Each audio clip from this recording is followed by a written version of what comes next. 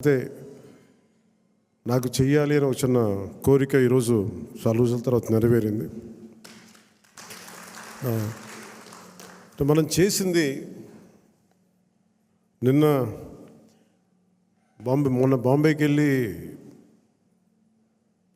మనం మ్యారేజ్కి వెళ్తే అంబానీ గారి ఇంట్లో పెళ్ళికి వెళ్తే అందరూ కూడా మాట్లాడుతుంది 100% పోటీ చేసిన ప్రతి సీటు మీరు ఎలా గెలిచారు. భారతదేశపు రాజకీయ చరిత్రలో ఇప్పుడు దాకా జరగలేదు. ఇది ఒక కేస్ స్టడీ అయిపోయింది చాలామందికి. చాలా పటిష్టమైన ఉన్నతమైన పొలిటికల్ ఇన్స్టిట్యూషన్స్కి వీటన్నిటికీ ఒక స్టడీ మెటీరియల్ అయిపోయింది ఎలా సాధ్యపడింది అనేది.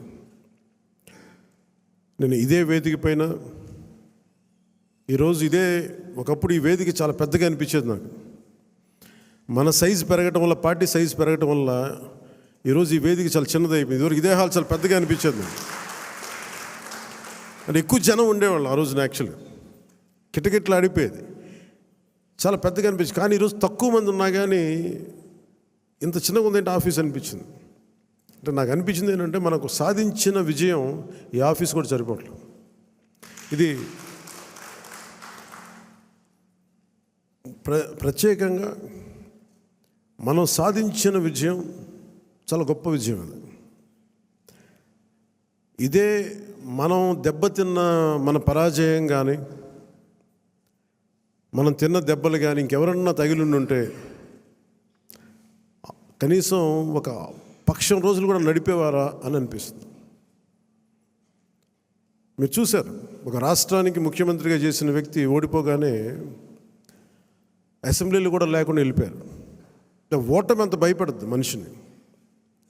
అలాంటిది మనకి ఎంత జనబలం ఉండి ఒక్క సీటు కూడా గెలుచుకోలేని పరిస్థితుల్లో ఏదో ఒకటి వస్తే ఆ వ్యక్తిని వాళ్ళు తీసుకెళ్ళిపోయి అలాంటి పార్టీకి 100% మనం స్ట్రైకింగ్ రేట్తో కొట్టడం చాలా చాలా అద్భుతమైన విషయం.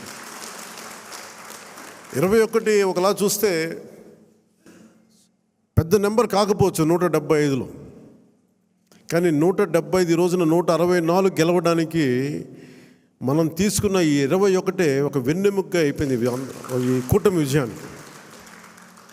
ఇది మామూలు విజయం కాదు.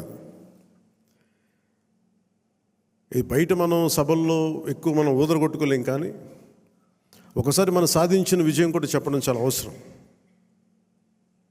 ఇది నా వ్యక్తిగతంగా నేను చాలా సందర్భాలు కొన్ని సినిమాల్లో ఏదైనా చేసినా కానీ, నేను పెద్ద మాట్లాడిన కానీ, ఇది ప్రజలకు సంబంధించిన విజయం కాబట్టి ఒక మార్పు కోరుకుంటే కోట్లాది మంది ప్రజల రోడ్ల మీదకి వస్తారు. మనం చూసాం ఎంత నలిగిపోయామో మనందరం. ఇందాక పెద్దలు మనోహర్ గారు చెప్తున్నట్టుగా రోడ్డు మీదకి రావాలంటే భయపడిన సంవత్సరాలు అవన్నీ. ఒక పోస్ట్ పెట్టాలంటే భయం అందరికీ. ఏదైనా ఒక అభిప్రాయం చెప్పాలంటే భయం. పచ్చి బూతులు తిట్టేయడం, ఇంట్లో చిన్నపిల్లల్ని పెద్దని చూడకుండా భయపెట్టేయడం, క్యారెక్టర్ అసాసినేషన్ కేసులు, సాక్షాత్తు ఒక పార్లమెంట్ సభ్యుడిని బంధించి మరీ తీసుకొచ్చి ఉన్నతాధికారుల చేత ఈ గుంటూరు ఈ సిఐడిదే ఆఫీస్లో ఆయన మీద పాశవికంగా ఆయన కొట్టించిన తీరు, 4 దశాబ్దాలు సుదీర్ఘమైన అనుభవం ఉన్న ముఖ్యమంత్రిని కూడా, ముఖ్యమంత్రిగా చేసిన వ్యక్తిని కూడా, ప్రస్తుతం ముఖ్యమంత్రిగా ఉన్న శ్రీ నారా చంద్రబాబు నాయుడు గారిని కూడా జైల్లో పెట్టి 53-54 రోజులు అలాంటి భయభ్రాంతులు చేసిన ప్రభుత్వం. రోడ్డు మీదకి ఒక నోరు తెరిచి మాట్లాడాలంటే భయం, అడ్డగోలు ఇసుక దోపిడీలు.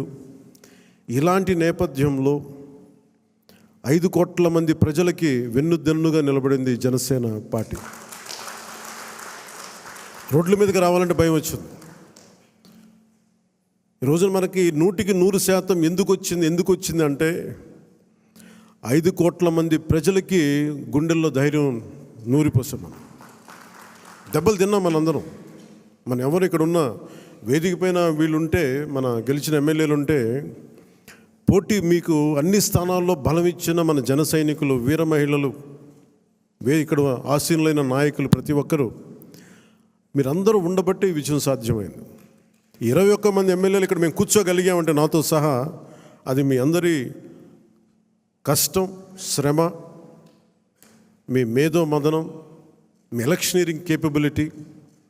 జన సైనికులు అసలు పోటీ చేయని చోట్ల, మనం పోటీ చేసిన చోట్ల జన సైనికులు చేశారు, వీర మహిళలు చేశారంటే అదొక మన కోసం చేశారు అనుకోవచ్చు. కానీ మన పోటీ చేయని చోట, మనం పోటీ చెయ్యని మిగతా 160 మిగతా అన్ని చోట్ల అసలు ఎలా నిలబడ్డారు కూటమికి, తెలుగుదేశానికి కానీ భారతీయ జనతా పార్టీ కంటే నాకు నిజంగా చాలా చాలా ఆనందం వేసింది. అలాంటి జన సైనికులకి, వీర మహిళలకి చేతులెత్తి మీ అందరికీ మనస్ఫూర్తిగా మీకు నమస్కరిస్తున్నాను. అంటే మీరు రాష్ట్రం కోసం తపన పడ్డారు, రాష్ట్ర బాగోగు కోసం తపన పడ్డారు. సో మీ అందరికీ చాలా చాలా మనస్ఫూర్తిగా నేను ఈ సందర్భంగా నేను మీకు ధన్యవాదాలు తెలుపుకుంటా ఉన్నాను. అలాగే మనం అడుగుతూ ఉన్నారు, ఏమైనా ఆశించావా నువ్వు పదవులు, ఉప ముఖ్యమంత్రి అవుతామని నేను ఆశించామని? నిజంగా చెప్పాలన్నా నిజంగా ఏమి ఆశించాల. మీరు చూశారు అసెంబ్లీలో కూడా మొట్టమొదటి నేను మాట్లాడినప్పుడు, ఎవరైతే మన దురదృష్టం ఏంటంటే మనందరం కూడా చరిత్రను ఎప్పుడు మర్చిపోతూ ఉంటాం. నిన్నగాక మొన్న వచ్చిన నాయకులు గుర్తుండిపోతారు, కానీ ఈ నేల కోసం ఎవరు త్యాగం చేశారో వాళ్ళు మర్చిపోతూ ఉంటాం.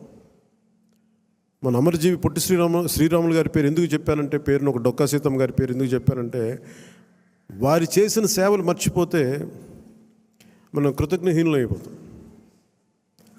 అందుకే నాకు ప్రత్యేకించి వారి ప్రేరణతో వచ్చినవాడిని.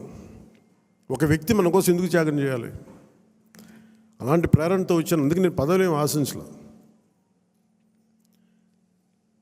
అలాంటి పదవులు ఆశించిన వాడిని నాకు వచ్చి నేనేమి ఎవరిని పదవి అడగలేదు, ఏమి చేయలేదు. మీరు చూస్తే నేను ఎక్కడ కూడా ఎలక్షన్ టైంలో నేను ఉప ముఖ్యమంత్రి అవుతానని కానీ అసలు ఏమి నేను మాట్లాడలేదు, దాని గురించి చెప్పలే. పదవులు ఉన్నా లేకపోయినా పని చేద్దాం, ప్రజల కోసం పని చేద్దాం, నిలబడదాం, ఈ తప్పని తప్ప వేరే ఆలోచన లేదు. అలాంటి మనకి ఈరోజున మన ప్రభుత్వంలో భాగస్వామ్యం అవటం మనందరికీ కూడా చాలా పెద్ద బాధ్యత. మనం ఈ 21 మందిని కూడా మన ఎమ్మెల్యేలు కానీ మిమ్మల్ని కానీ కలవడానికి ఎందుకు ఇంత టైం పట్టింది అని అంటే, నేను ఎప్పుడు అధికారం నేను చూడలేదు, ఎమ్మెల్యేగా అడుగు పెట్టలే, అధికారం ఎప్పుడు చూడలే. ప్రజలతో పోరాటం చేసుకుంటూ వెళ్ళిపోయాను తప్ప ఎక్కడ కూడా అధికారం ఎలా ఉంటుంది, దాని తాలూకు కష్ట నష్టాలు ఏంటి, దాని లోతుపాతు ఏంటి మనకి ఎప్పుడు తెలియదు. అసలు నాకు బాధ్యత తీసుకోగానే చాలా కీలకమైన శాఖలు మనం తీసుకున్నాం. సివిల్ సప్లైస్, అలాగే సినిమాటోగ్రఫీ, టూరిజం, దాంతోపాటు పర్యావరణం, అటవీ శాఖ, అలాగే పొల్యూషన్ శాఖ, పంచాయతీరాజ్, రూరల్ వాటర్ సప్లై, ఇన్ని కీలకమైన శాఖలు తీసుకున్నప్పుడు నాకు ఒకటే అనిపించింది, చాలా అవగాహన ఉండాలి.